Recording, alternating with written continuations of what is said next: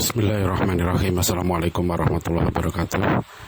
Bapak Ibu saudara sekalian, pagi hari ini kita mengangkat tema tentang kondisi negeri kita ya, yang masih sangat memprihatinkan ya.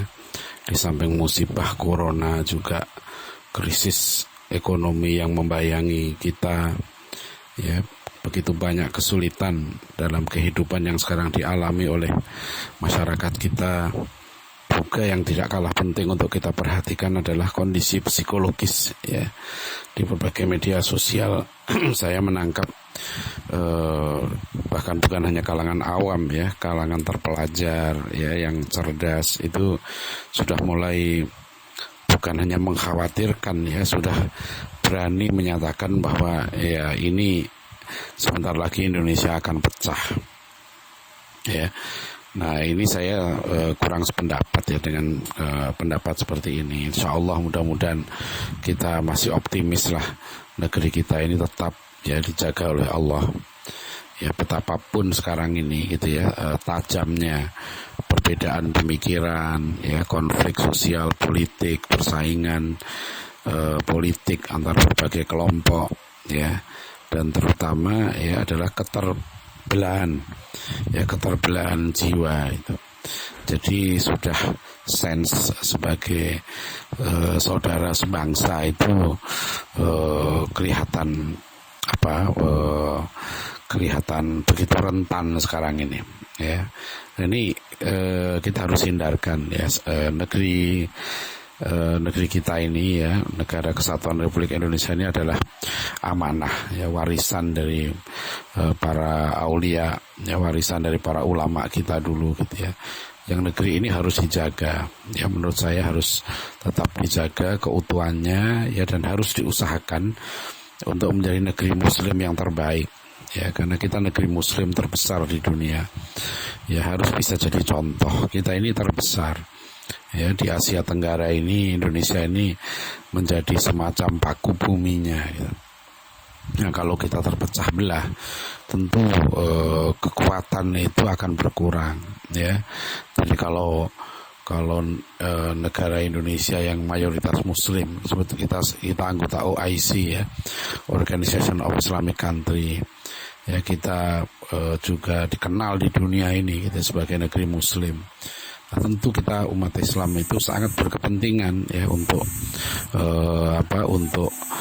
menjaga ya negeri kita ini supaya tetap bersatu ya, apapun masalahnya. Dan dalam sejarah kita ditunjukkan ya bagaimana tokoh-tokoh kita dulu, Bung Karno, Hasan, Pak Natsir itu telah mengalami perbedaan yang tajam dan kemudian bisa mencapai kompromi-kompromi ya, mencari solusi sehingga NKRI tetap utuh. Nah tragedi tahun 65 kemudian 98 itu harus menjadi pelajaran ya, jangan sampai terulang ya tragedi itu. Kita akui itu tentu gak ada yang menginginkan. Siapa yang menginginkan peristiwa-peristiwa tragis itu terjadi ya. Nah ini perlu didudukkan. Caranya adalah ini peran para tokoh-tokoh umat ya, tokoh-tokoh bangsa ini untuk untuk bertemu, berdialog. Yang saya sebut dalam tulisan ini adalah bukalah persepsi ancaman. Ya, kalau kita membaca dan menelaah berbagai ucapan ya dari berbagai kalangan itu, masing-masing punya persepsi ancaman. Ya bagi ini ya ancamannya adalah ini ya, bagi ini ancamannya adalah ini. Nah coba itu ya persepsi ancaman ya, perception of threat itu dibuka secara objektif gitu. Kemudian dianalisis secara terbuka. Dalam hal terbuka bukan untuk konsumsi publik ya, tapi untuk dialog terbatas di kalangan elit masyarakat itu.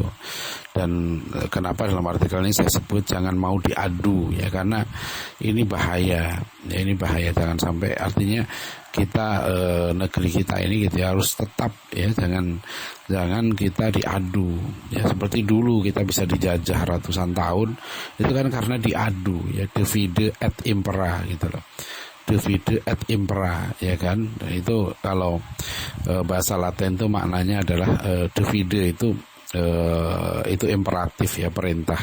Pecah belahlah, itu dan, itu impera, dan taklukkanlah gitu. Jadi jadikan bangsa Indonesia ini berpecah belah, kemudian dengan itu mudah untuk ditaklukkan gitu. Kan itu yang terjadi. Ya, karena bagaimana siapa yang dihadapi Pangeran Diponegoro, siapa yang dihadapi Imam Bonjol, siapa yang dihadapi Sisingamangaraja 12, siapa yang dihadapi oleh Sultan Hasanuddin dan sebagainya. Kan ini perlu menjadi pengalaman.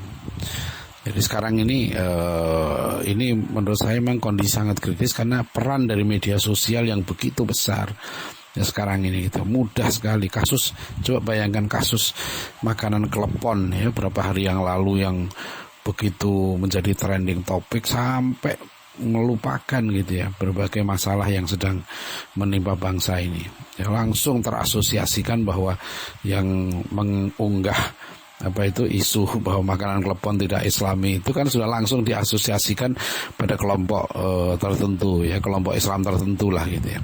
Ternyata itu kan setelah ditelusuri fiktif gitu ya. Nah ini kan luar biasa rentannya gitu ya, begitu mudahnya tersulut. Jadi ini serius ya, kita sebagai umat Islam ya, kalau saya lebih kan sebagai umat Islam ini kita punya amanah untuk menjaga negeri kita ini gitu ya, mengawal negeri kita ini agar tetap ya kapal NKRI itu tetap utuh ya, jangan sampai terpecah, jangan menabrak karang dan juga jangan terbelah dari dalam gitu ya. Ya apapun kondisinya gitu ya, kita tetap kewajiban kita menyampaikan dakwah dengan bijak, bil hikmah wal mau'izatil hasanah wajadilhum billati hiya ahsan. Jadi tetap perubahan-perubahan yang ingin kita lakukan, perubahan ke arah yang semakin baik dan dilakukan dengan cara-cara yang baik pula, dengan cara-cara yang sabar seperti dulu ya para pendakwah kita di Nusantara ini. Sabar mereka ya menghadapi berbagai tantangan, ujian ya, dan beratnya kondisi medan pada waktu itu yang jauh ya dari nilai-nilai Islam. Tapi pelan-pelan kemudian Islam itu bisa dipeluk oleh mayoritas bangsa kita ini, dan kita juga terus begitu insya Allah. Ya tidak ada di dunia ini manusia yang